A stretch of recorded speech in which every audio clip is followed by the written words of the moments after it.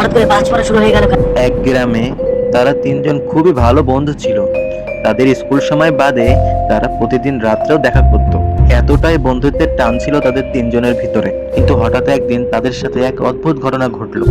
আমি বলল, রাহাত ও তানিয়া, তোমরা কি জানো না এই বেলগাছটার কথা? এখানে ভূত আছে, মানুষ সবাই বলে। আরে স্বামী, তুমি এত ভয় পাও কেন? আমরা তো দুইজন আছি তোমার সাথে, তাহলে তোমার তো ভয় পাওয়ার কোনো কারণ দেখছি না। গ্রামের লোকে তো অনেক কথাই বলে, কিন্তু সব কথাই শুনতে গেলে কি হয়? তানিয়া, তুমি কি ভয়ে চুপ করে আছো, কিছু বলছো না কেন? হ্যাঁ রাহাত, স্বামী যেটা বলছে সেটা ঠিকই। চলো আমরা এখান থেকে অন্য জায়গায় গিয়ে কথা বলি, কারণ এই জায়গাটা আমাদের জন্য সেফ না। এমনিতেই তো অনেক রাত হয়ে গেছে, আর আমরা তিনজন বন্ধু মাত্র আছে এখানে। আর দেখো চারিদিকটা কেমন নির্জন নিশ্চুপ, এমনিতেই মানে ওয়েদারটা অনেক ভয়ঙ্কর। চলো আমরা এখান থেকে চলে যাই। এই দেখো, আমি ভয় পেয়ে হাতে হারিকেন নিয়ে এসেছি। তোমরা কি জানো ভূতেরা আগুনে ভয় পায়? এজন্য আমি হারিকেন নিয়ে এসেছি। আর এটা কি হচ্ছে? হঠাৎ করে আবহাওয়াটা এরকম হয়ে গেল কেন? এত সময় তো ঠিকই ছিল। তোমরা মনে হয় ঠিক বলেছো, এই জায়গাটা অনেক ভয়ঙ্কর। চলো তাহলে আমরা এখান থেকে চলে যাই। এই, এটা কি হচ্ছে? হঠাৎ করে বাজ পড়া শুরু হয়ে গেল কেন? এখন আমরা কি করব? তাড়াতাড়ি চলো আমরা চলে যাই এখান থেকে। কোথায় পালাবি? আমার কাছ থেকে তোরা কোথাও পালাতে পারবি না। পালা পালা, দেখি কত দূর পালাতে পারিস।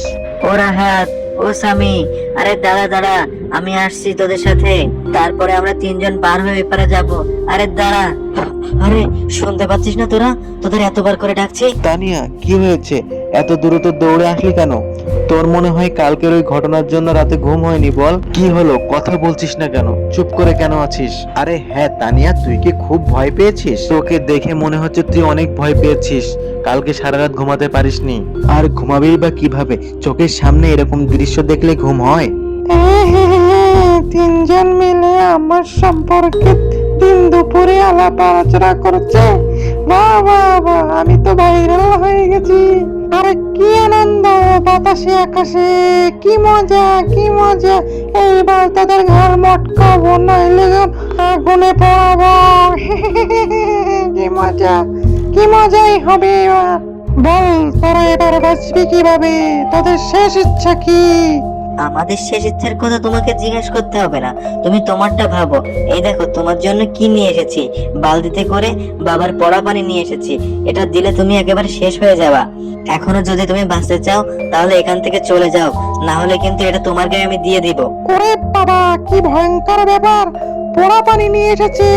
ওরে বাবা, আমি পলাই পলাই। তারপর এভাবে করে তারা তিন বন্ধু সেই কঙ্কাল ভূতটাকে তাড়ালো এবং তারা আবার সুখে শান্তিতে গ্রামে সকলে মিলে একসাথে বসবাস করতে লাগলো। তারাই হচ্ছে আসল হিরো ও অত্যন্ত সাহসী।